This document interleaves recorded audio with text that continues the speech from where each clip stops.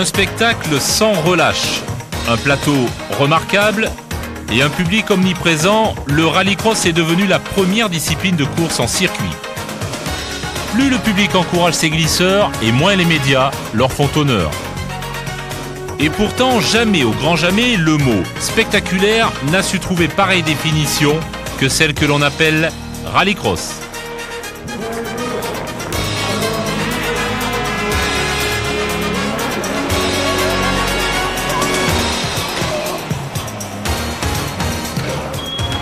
Cette fois, c'est le dernier bal, la dernière saison.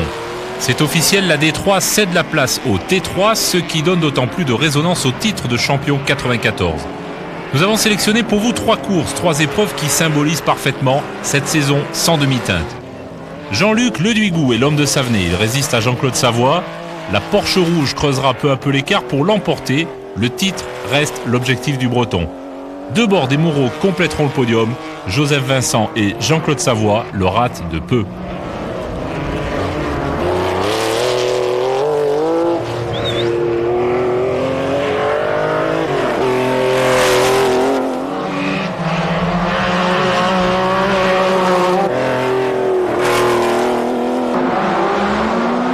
À Lunéville, Leduygout réalise à nouveau le meilleur départ devant Savoie, Moreau et Debord. Un all shot qui permet à la Porsche de jouer sur sa puissance et peu à peu lâcher la Renault 5 Turbo de Moreau, lui-même dépassé par l'Alpine A310 de Franck Debord.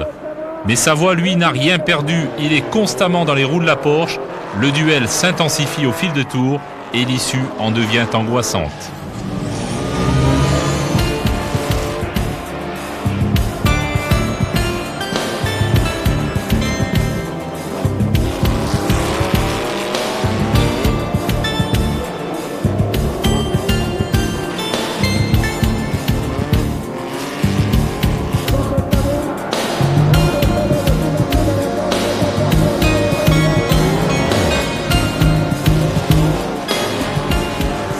Debord réalise une course sans retenue, lâche son poursuivant et tente de recoller au duo de tête. Savoie le sent, la pression monte et il se doit d'attaquer à tout prix et de ravir la première place. Plus Leduygout retarde ses freinages et plus la R5 pointe son capot. Plusieurs tours abordés pare-choc contre pare-choc et les rétros de la Porsche reflètent le vert et blanc de la menace jusqu'au moment où Savoie s'impose façon stock car, il était le plus rapide, il a saisi cette opportunité qui le conduira vers la victoire.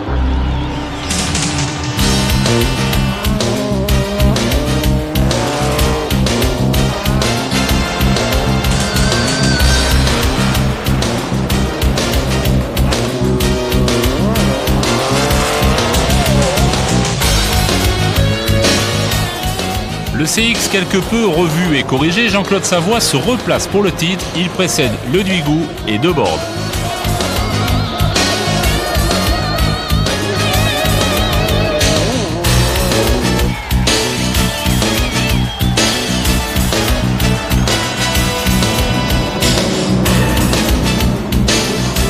Le Bourget succède à Trappes pour une finale parisienne sur un tracé que l'on pourrait qualifier d'artificiel. Cette fois, Denis Moreau devient le chef de file. Leduygout, Debord, Savoie et Lambert sont dans ses roues. Plus qu'une course de pilotage en puissance, l'élément essentiel devient la suspension. Le terrain est défoncé et le vainqueur sera de toute évidence celui qui, le mieux, passera sa puissance au sol. Dans les parties bitumées, le peloton se resserre et Moreau doit gérer l'écart posé sur la terre. Mais Leduygout abandonne la course et le titre. Le moteur n'a pas apprécié les vibrations et le pilote champion en titre doit digérer sa déception. Moreau remporte sa 4e course et le dernier trophée de Division 3. Denis Moreau champion, Jean-Luc Leduygout est second, Jean-Claude Savoie 3e.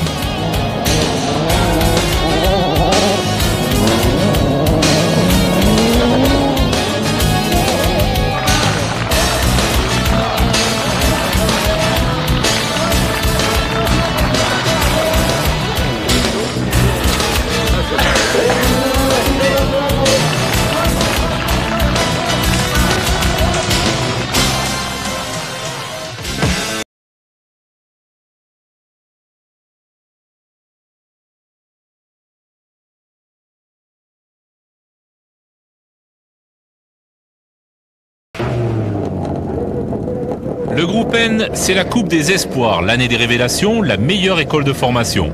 Le choix le plus judicieux cette année, la Ford Sierra Cosworth. L'OEAC requiert notre attention car le jeune Marc Maurice s'y révèle. Grand départ, grande course et grosse impression, car il faut bien que jeunesse se passe.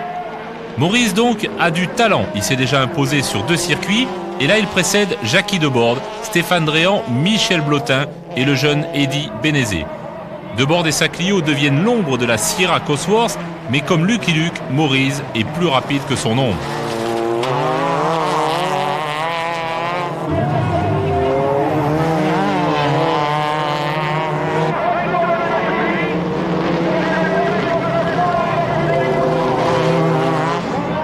Bien sûr, il y aura quelques petites frictions et quelques touchettes entre les 2 premiers, mais le leader conserve sa trajectoire et ne se laisse point impressionner. Il se dirige même vers sa 3e victoire, appliquant avec maestria le fameux principe selon lequel le plus court chemin entre le départ et le damier, c'est le point de corde.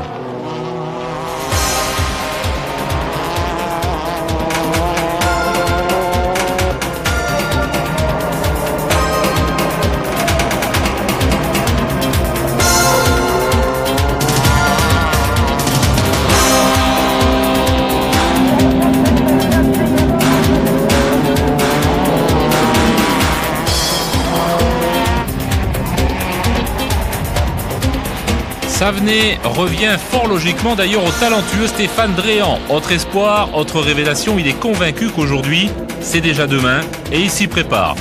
Jean-Pierre Lépée, un récidiviste du groupe N, est à la recherche d'une première victoire. La patience finira par être récompensée, mais pas à Savenay. Eddy Benezet, 3e grande révélation, rapide et bien conseillé, ne rééditera pas sa performance de Faleras.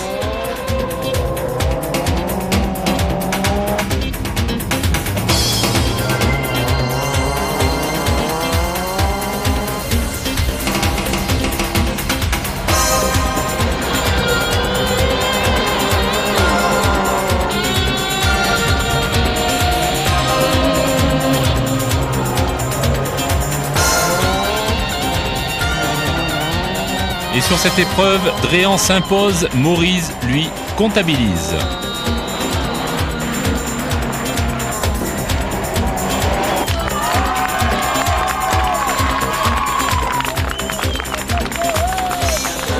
Autre choix délibéré de notre part dans ce festival de glisse, Lunéville. Jean-Pierre Lépée, second de la Coupe 93, doit arracher le titre et s'engouffre en première position. Maurice lui réalise un strike.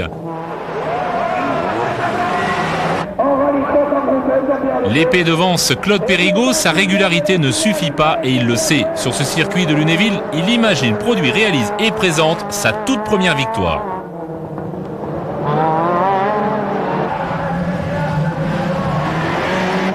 Autre strike à venir, celui de Stéphane Dréan. La liste des prétendants s'amenuise.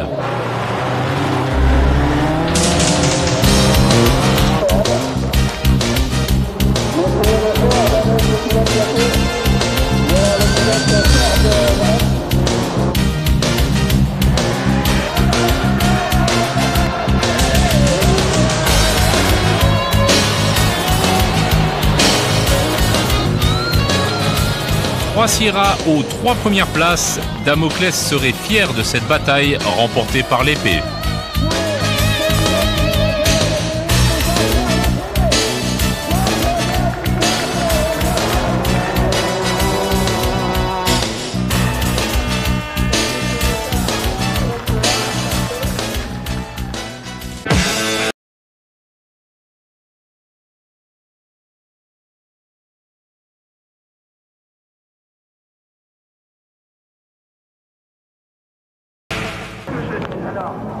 Faleras sous la pluie, la Gironde n'est pas vernie. 7000 spectateurs assistent à cette introduction du championnat de France 94 par la division 1 et ce départ primordial de Francis Morel.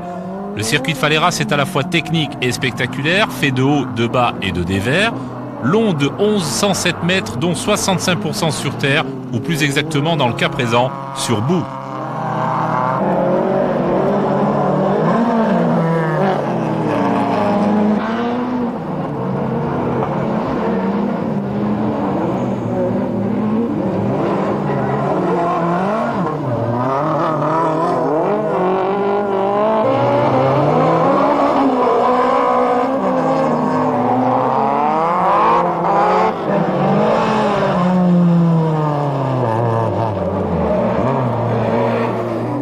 Morel devant Crépel, comme dans tout rallycross, le départ fut déterminant et ce d'autant plus que la pluie limite l'adhérence et laisse peu d'espoir à Michel Crépel de remonter. Jean-Luc Paillet en spectateur observe le terrain et ses concurrents car les championnats de division 1 et 2 se retrouvent dans un classement scratch. Il s'agit donc d'un duel à distance.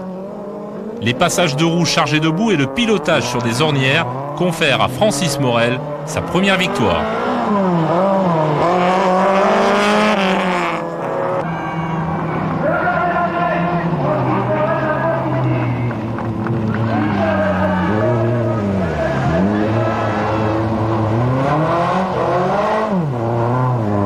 Ce n'est autre que Francis Morel.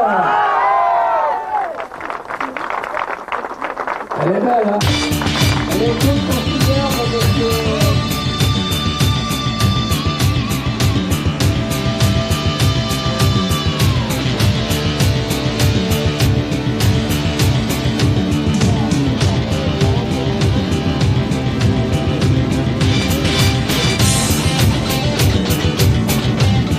Division 2, concentration, recherche d'adhérence, le circuit défile dans les mémoires pour une tactique à adopter, une seule, pointer en tête dans la première courbe.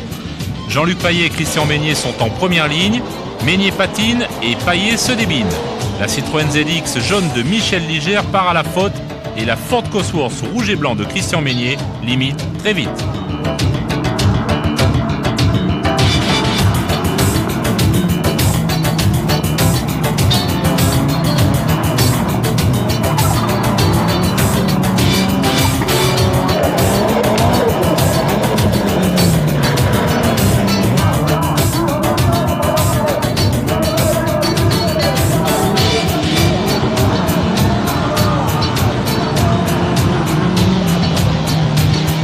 Mais les deux ténors de la discipline connaissent des fortunes diverses. Paillet étrenne la nouvelle Xantia et Patrick Herbert tente de relancer son escorte après une année noire et en attendant des jours meilleurs. Christian Le Sceau a redéfini ce proto et lui a octroyé une certaine fiabilité. Philippe Chanoine sera victime de son embrayage et Jean-Luc Paillet devra improviser avec des trajectoires de plus en plus imprécises.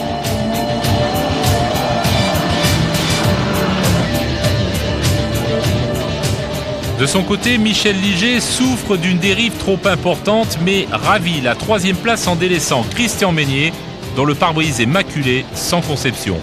Paillet s'impose, c'est devenu une habitude.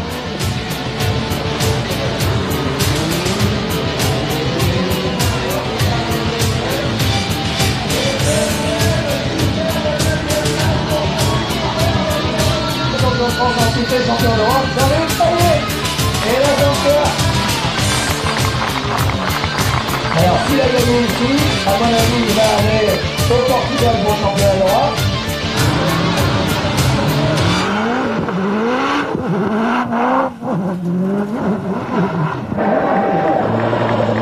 Au Creusot, il pleut. Gillo Pétré s'est encore planté et dire que 4000 spectateurs viennent applaudir ce mois de mai. Mais ce tracé au cœur de la Bourgogne n'est pas trop désavantagé, bien qu'il emprunte 60% de terre sur moins de 1000 mètres.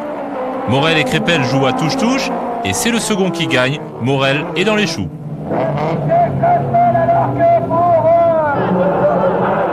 Deuxième départ, ou plus exactement le même, mais vu sous un autre angle.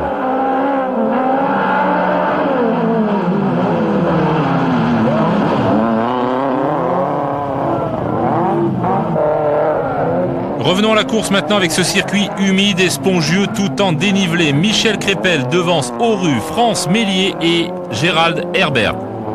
Crépel s'enfuit jusqu'au damier.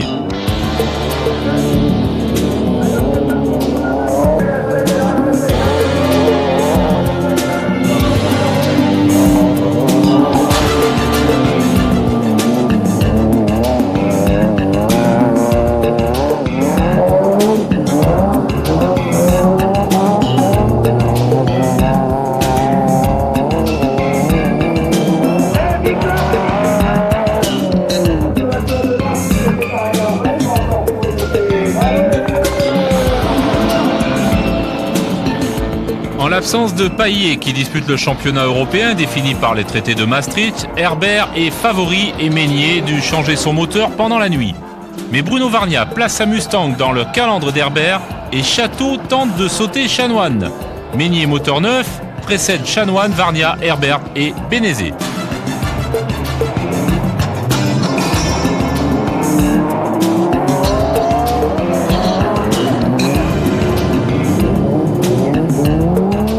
Varnia utilise un Cosworth de Formule 1, mais Chanoine, un jeune quadra, ne se laisse pas impressionner. Résultat, les primaires sont à l'avantage du second.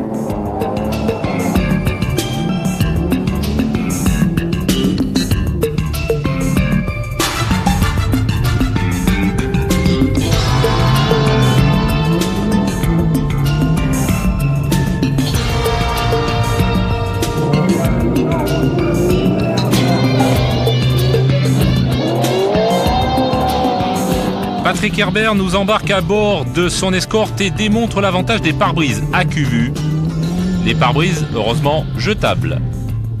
Quant à Christian Meignier, il chante les louanges de son préparateur moteur Bruno Fogesato et l'emporte.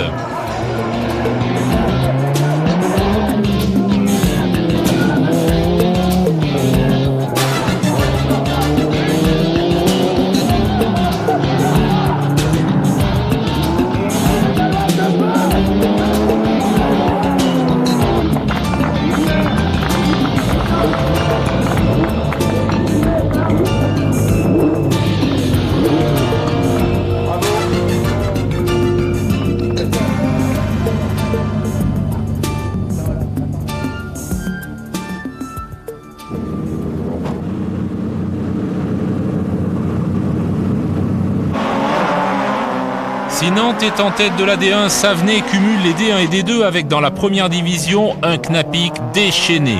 Nantes-Savenay, 18 000 spectateurs, un circuit de 900 mètres, 70% terre et 30% bitume, avec un départ sur 250 mètres. Knappich domine son sujet et Crépel doit s'incliner.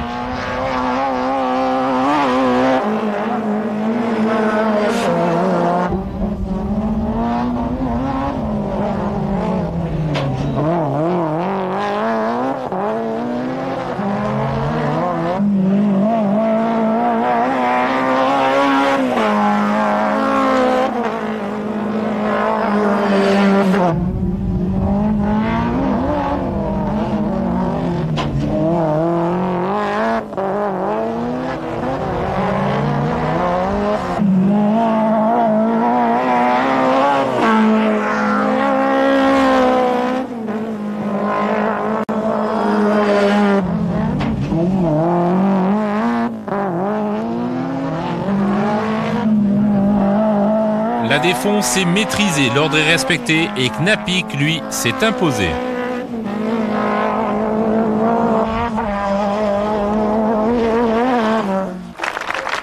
Knappich, Crespel, Poulard.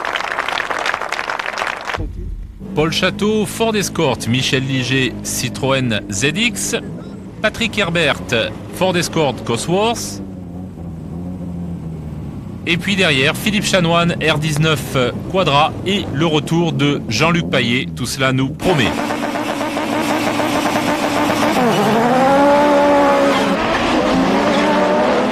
Pour Paillet, il n'y a pas photo. Puissance et grippe représentent l'alchimie idéale et pourtant l'Axantia n'utilise pas d'anti-patinage.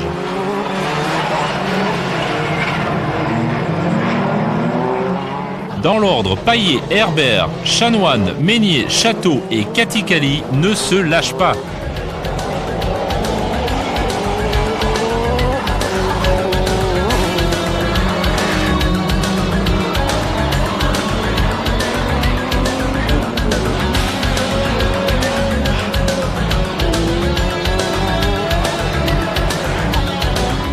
Jean-Luc Paillet se sépare d'un appendice important et redéfinit la climatisation sur l'Axantia. Mais sa victoire ne sera nullement remise en question. Herbert, Chanoine et Meignier veulent siéger à 3 sur la seconde marche, mais l'ordre sera respecté.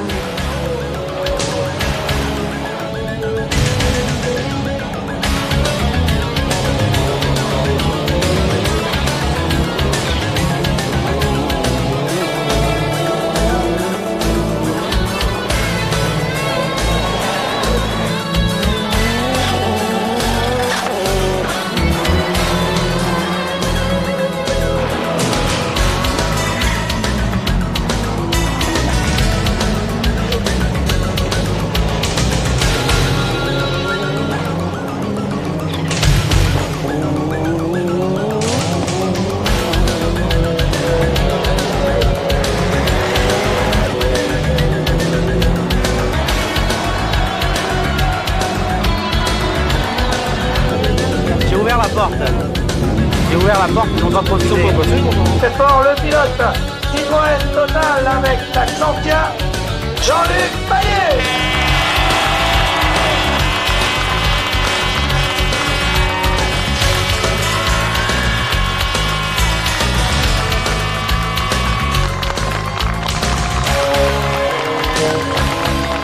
Essai sous le soleil accueille 20 000 spectateurs et en prime, une manche du championnat d'Europe.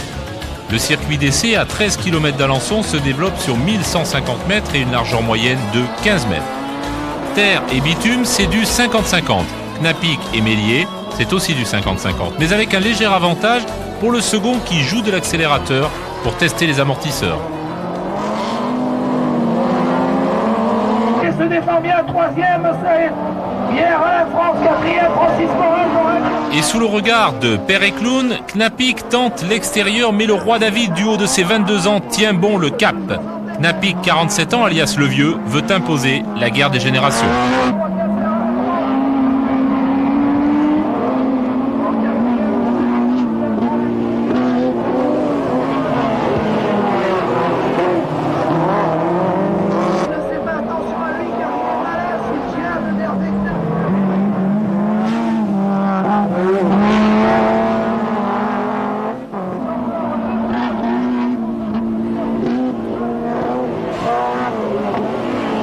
Surveille ce duel et se dit, ma foi, il serait bon que je puisse prendre... Oh là là là là là. Pierre-Alain France est le spectateur privilégié de ce duel. Knappich tente cette fois une ouverture à gauche, mais Méliès emploie une ruse radicale et va nous permettre de découvrir un quatrième vainqueur en 4 courses de D1. C'est celui à qui on promet le plus bel avenir, si tant est encore.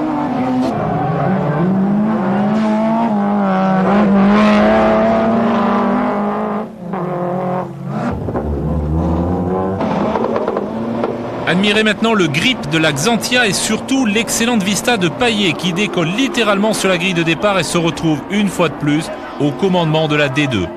Ménière, Berthe et Chanoine sont les seuls substituts, mais le gibier est trop rapide, la chasse à court n'aura pas lieu. Cathy, non, Cathy, oui, Cathy, oh, Cathy.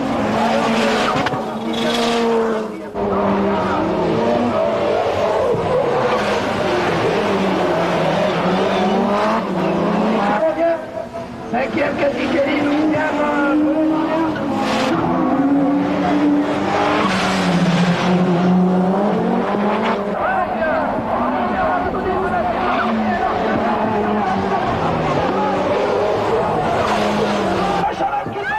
Ici, Méniès réalise une grande performance. Il pousse son devancier à rouler plus vite dans cette manche que dans celle qui concernera l'Europe.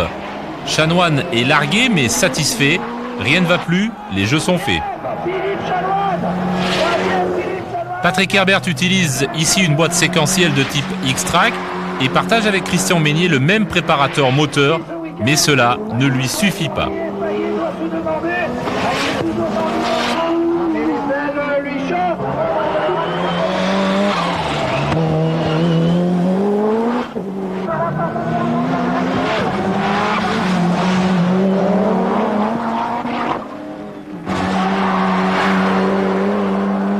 Avec le championnat de France de rallycross, mais il y a la cerise sur le gâteau, il y a le championnat d'Europe.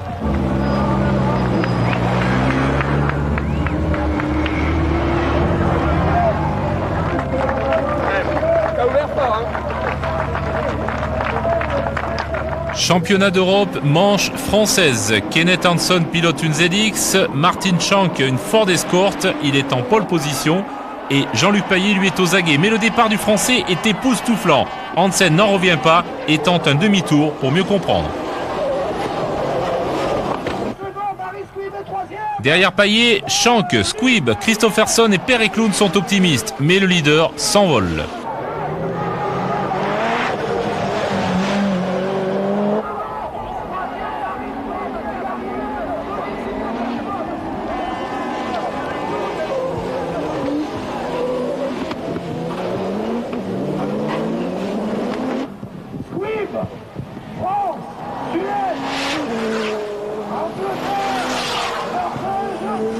Superbe freinage de Père et Clown devant Jean-Luc Payet,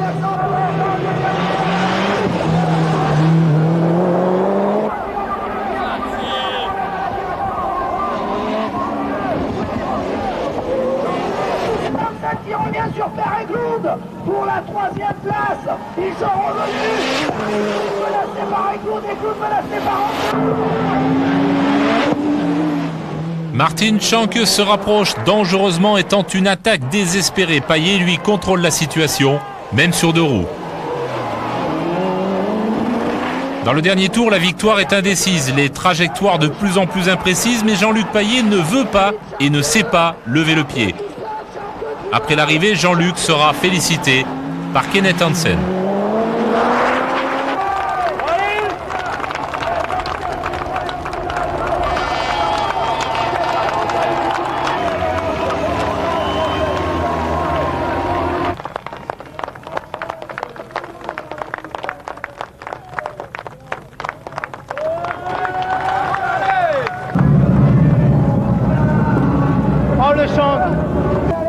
Inspiré par le poète Joachim du Ballay, Jean-Jacques Bénézet fait la fermeture et libère le comptoir. En apéritif à Lunéville, la D1 se cherche un leader. Jusqu'à présent, elle en a trouvé 4.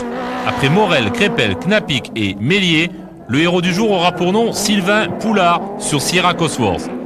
Mélier, Crépel, France, Auru et Morel sont parmi les nouveaux outsiders.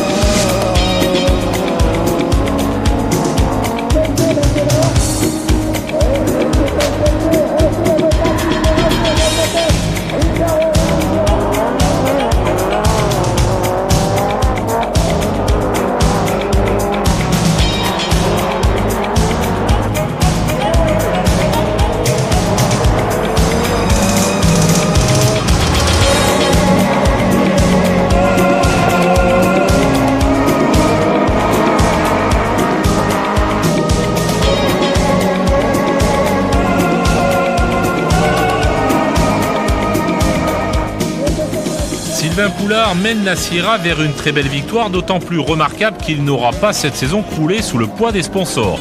Richard Auru, lui, décide de franchir l'arrivée de profil, une autre façon de se faire remarquer.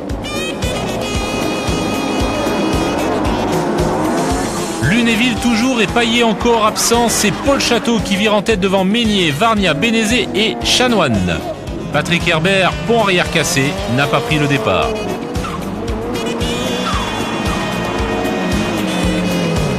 Paul Château est un vieux de la vieille. Depuis 14 ans, il a couru en rallycross sur Fiat 127, Golf GTI et Lancia Delta. Alors vous pensez bien qu'à lui, on ne la lui fait pas. Il mène son escorte sous la menace insistante de Christian Meignier et résiste merveilleusement bien à la pression que celui-ci lui impose.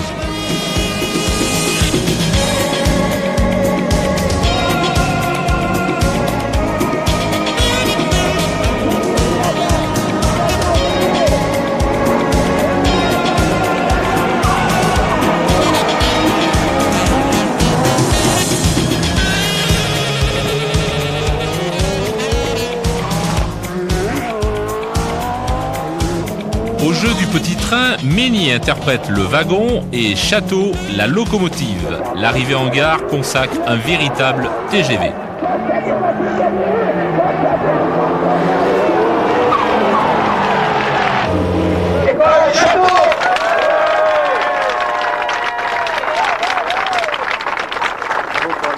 Le débarquement, c'est bien connu, a eu lieu à Lessé dans le Cotentin. Moins d'1 kilomètre et surtout une alternance régulière entre terre et bitume. Le circuit de l'Essai doit départager les 5 vainqueurs des éditions précédentes. Michel Crépel, parti en seconde ligne, dépasse Knapik en réalisant un excellent départ. Chez Renault Sport, on se frotte les mains. Crépel, Knapik, Auru, Poulard, Morel, c'est l'ordre à l'issue du premier tour. Mais l'Essai semble transformé pour Michel Crépel.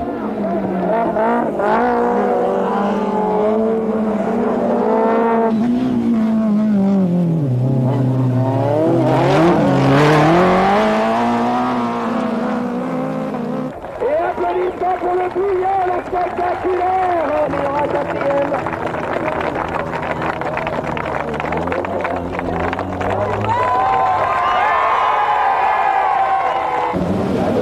6e course du championnat et 3e absence de Payet. Entre Meignier, Herbert et Chanoine, une bataille fratricide qui oppose 3 pilotes d'Eure-et-Loir. Chanoine semble vouloir prendre le dessus, mais cet avantage sera de courte durée. Meignier s'imposera à l'issue de la première courbe. Meignier, Chanoine, Herbert et Ligier, ou bien encore, quand le Payet n'est pas là, ses amis dansent.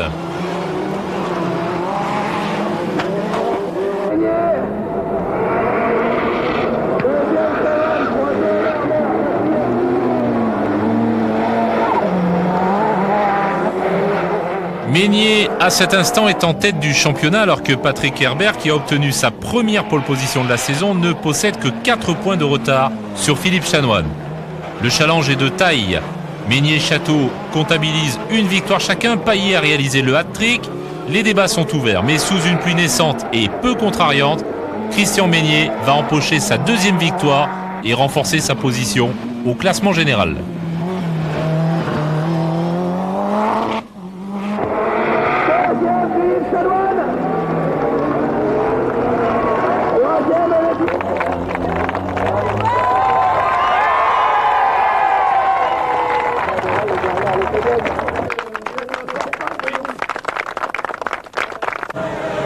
C'est à Loéac qu'est né le rallycross en 1976, 18 ans déjà. C'est ici même que Michel Hommel fit découvrir la discipline dans l'Hexagone. 35 000 spectateurs, une piste de 1100 mètres sur 16 de large avec 65% de terre et un départ à l'avantage de Knapik.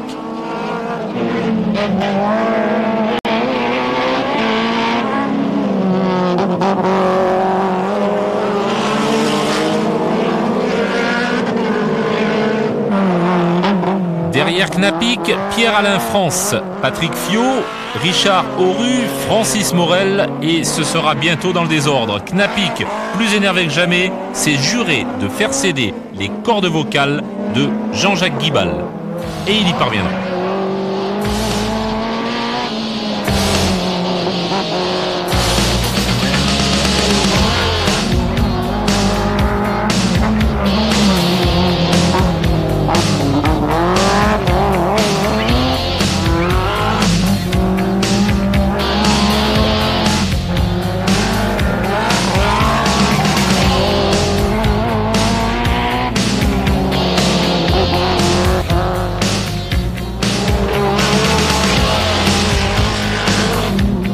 En long, en large comme en travers, Knapik le bien nommé impose sa BMW pour la seconde fois. Crépel, victime d'un tonneau, termine sa saison prématurément avec pour compagne une Minerve.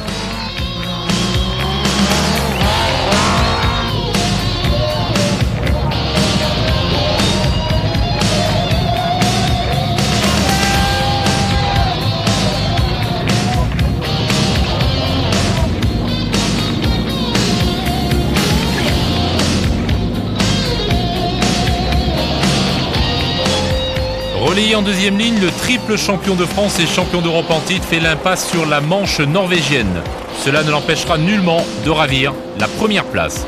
Action! Ancien champion de D1, Alain Sturm réalise le deuxième temps en D2 sur une BMW intégrale. Meignier part en survirage et tâte le bas-côté, laissant Payet s'envoler.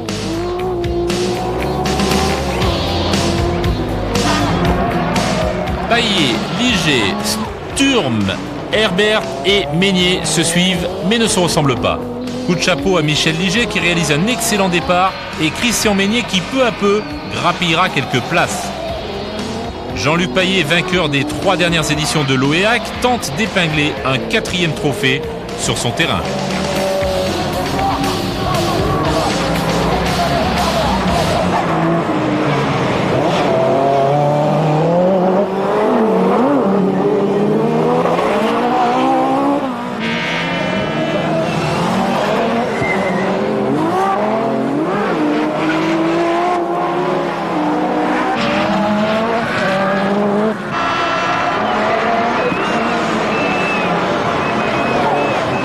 Meignier gagne 2 places, mais il lui manque un tour pour battre Ligier.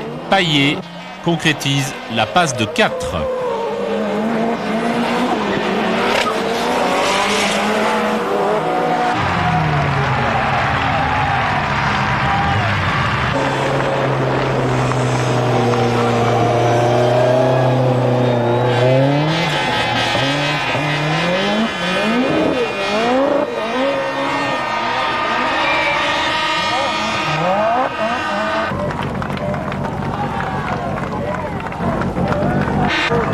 Mayenne en septembre, remise des prix en novembre, nous dit le proverbe. Crépel, une vertèbre fracturée, est indisponible pour 3 mois et demande un soutien à Renault Sport qui délègue Philippe Bugalski. Mayenne, 15 000 aficionados, un circuit très technique de 1200 mètres avec 70% de terre et 2 épingles spectaculaires.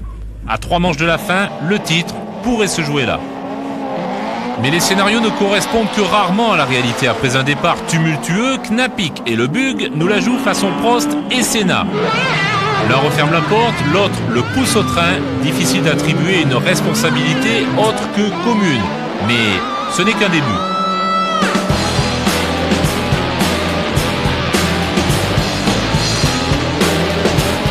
Au fil des tours, Minibug fait le maximum, mais il remonte son adversaire et tente la récidive. Knapik raccourcit ses trajectoires et cherche à oublier ses rétros. La guerre est déclarée et le pilotage de toute beauté.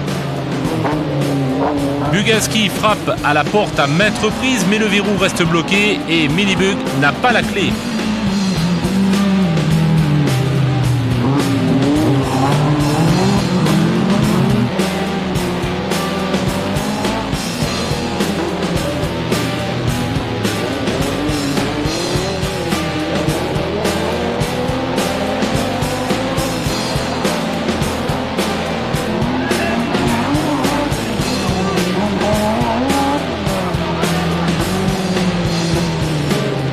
Environ à mi-course, le Bug engouffre sa Clio et le Knap ne le voit plus dans le rétro.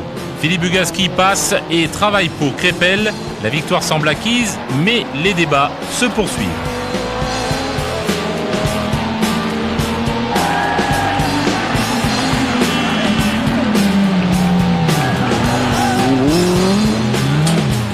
À cet instant précis, Knapik mange la poussière et perd le sens de l'orientation. Son roadbook n'était pas parfait. Bug, lui, n'a plus d'adversaire, du moins le croit-il. Mais un tour plus tard, la passion du sport automobile nous incite à la censure et pour que cette histoire ait une fin, nous ne conserverons que l'image de cette victoire.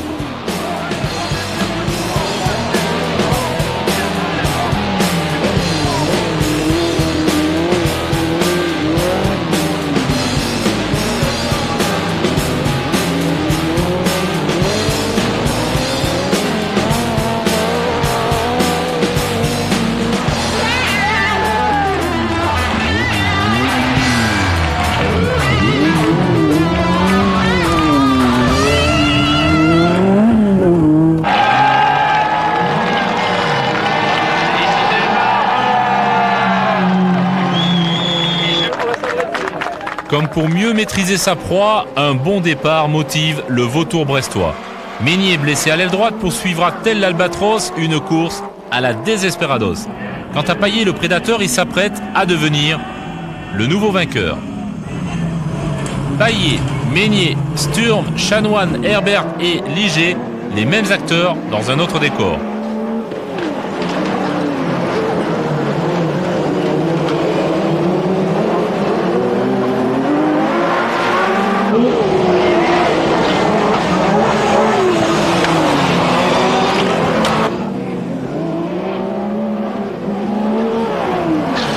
Meignier, embrayage en délicatesse, cède la place à Sturm, la finesse et rétrograde peu à peu. Sa belle saison n'est pas ici récompensée.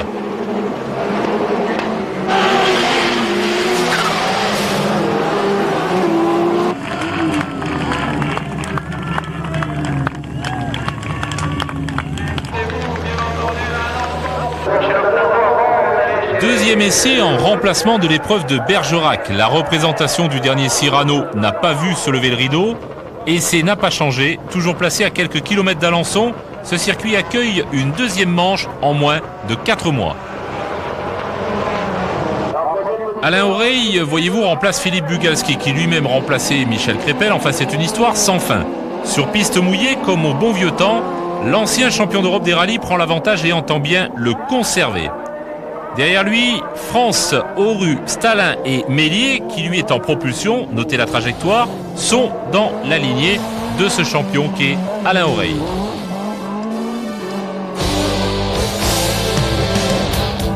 Deuxième place intelligemment assurée par Pierre-Alain France qui se rapproche du titre officieux de Division 1. Oreille se balade en tête et Oru réalise son 5e podium.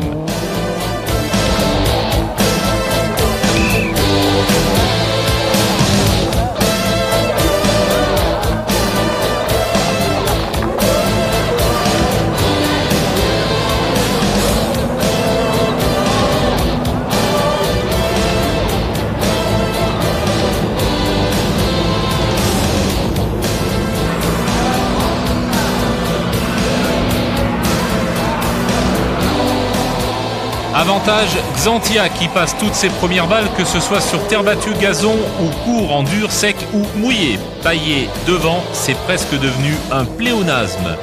Herbert, Meignier et les autres, tous derrière et lui devant.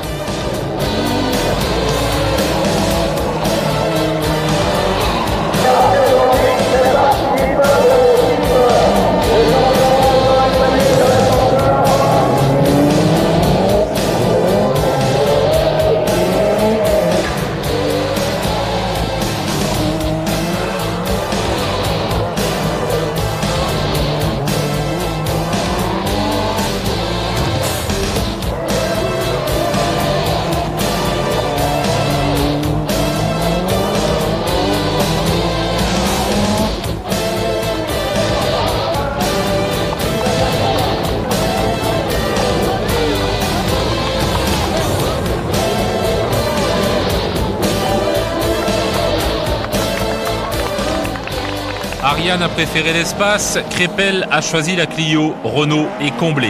Mais Knapik est de retour, le suspense est entier. Après avoir effectué 3 tonneaux, Knapik partira en 2e ligne pour la finale. Mélier partira en tête à queue et Bugaski en tête tout court. Pierre-Alain France, pris en sandwich entre les 2 Clio officiels, est virtuellement champion de France de D1. Mais comme pour toute image virtuelle, la réalité sera différente. Bugaski remportera sa 2e victoire et grâce à un imbroglio technico-juridico-tactique, le second du moment pourra chanter « Ne m'appelez plus jamais France ». Knapik 3e devient leader ex-aequo avec Michel Crépel d'un championnat qui ne comptera pas car seul le classement scratch est retenu.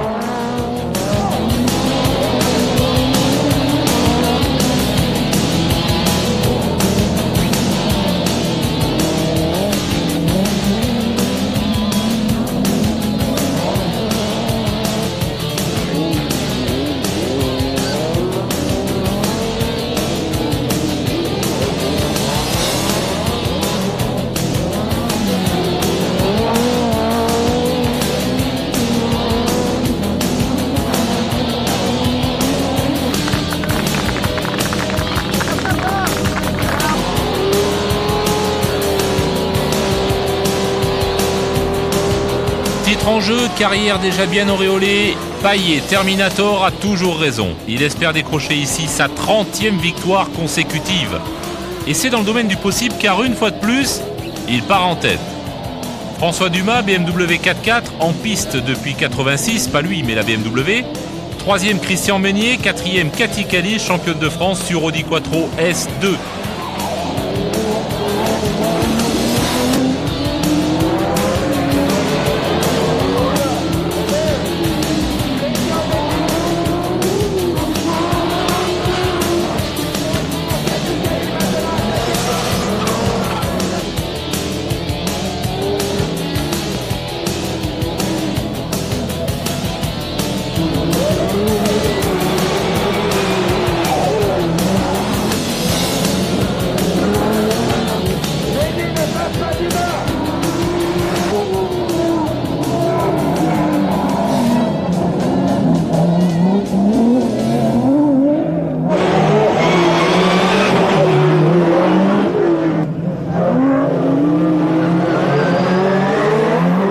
Cathy Callis maîtrise ses 700 chevaux et résiste à Château et Liger jusqu'au moment où le capot flottant, elle se fait dévorer par Château.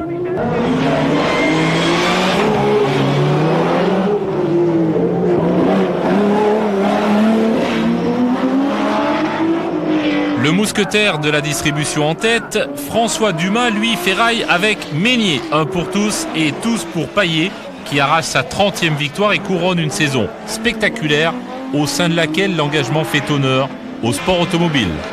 vous n'avez pas idée de ce que le rallycross peut faire pour vous.